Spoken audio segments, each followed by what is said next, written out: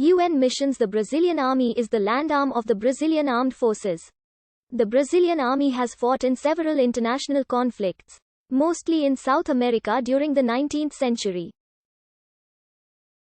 In the 20th century, it fought on the Allied side in World War I and World War II. Aligned with the Western Bloc, during the time of military dictatorship in Brazil from 1964 to 1985. It also had active participation in the Cold War, in Latin America and southern Portuguese Africa, as well as taking part in UN peacekeeping missions worldwide since the late 1950s. Domestically, besides having faced several rebellions throughout these 2 centuries, with support of local political and economic elites, it also ended the monarchy and imposed on the rest of society its political views and economic development projects during the periods that it ruled the country, 1889 to 94, 1930 to 50, and 1964 to 85.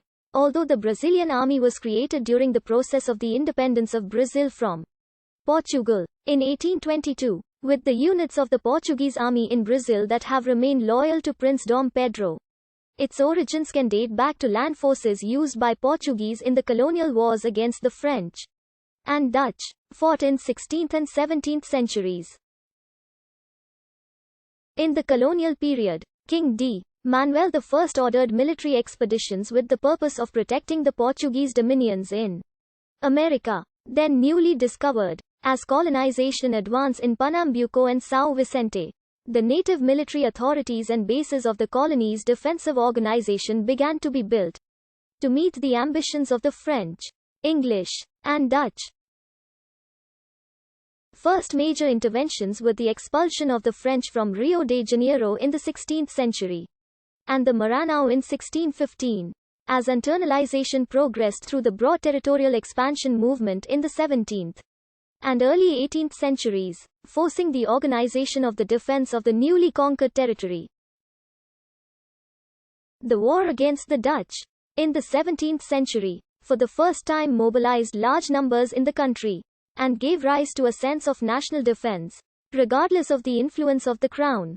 The First Battle of Guararapes marks the beginning of the organization of the army as a genuinely Brazilian force formed by local whites, led by André Vidal de Negreiros, Indians, led by Felipe Camarave, and blacks, mulattoes, led by Enrique Dias.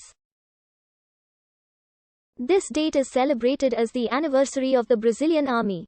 At this time, following the model of organization of the Portuguese Army, implemented during the Portuguese Restoration War starting in 1640, the ground forces in Brazil adopted 3 lines of organization which were maintained until the 19th century, which includes, throughout 18th century Brazil colony had serious border problems mainly in the far south. At that time, there were frequent clashes between Luso-Brazilians and Hispano-Platanos. In addition, the land force faced the threat of rebellions of Indians and blacks. The Fantastic War, part of the 7 Years' War, involved Portugal and its colonies against Spain, mobilizing large numbers of troops from the Brazilian colonial army fighting with a combined Franco-Spanish army. At the beginning of the 19th century, the Brazilian colonial army was again in an international conflict involving Portugal and its enemies, Spain and France. It was the War of the Oranges. In this conflict, the Brazilian colonial army recovered the province of Rio Grande do Sul from Spanish domination. In 1809, during the Napoleonic Wars, the Brazilian colonial army played an important role in the capture of Caen, capital of French Guiana, a territory invaded by a combined British-Portuguese-Brazilian colonial expeditionary force. The attack on French Guiana was a severe blow to Napoleon's French Empire in South America. The last major conflict, still in the colonial period, the Brazilian colonial army attacked the Banda Oriental, now Uruguay, shortly after the region became independent from Spain. The Kingdom of Portugal, with the help of the colonial army, conquered and annexed the region under the name of the Cisplatin province. During the independence process, the army was initially composed of Brazilians, Portuguese and foreign mercenaries, trained in guerrilla warfare from then to current day. Most of its commanders were mercenaries and Portuguese officers loyal to Dom Pedro. Along 1822 and 1823, the Brazilian army was able to defeat the Portuguese resistance, especially in the north of country and in Cisplatina, having also avoided a fragmentation of the then new Brazilian Empire after its independence war.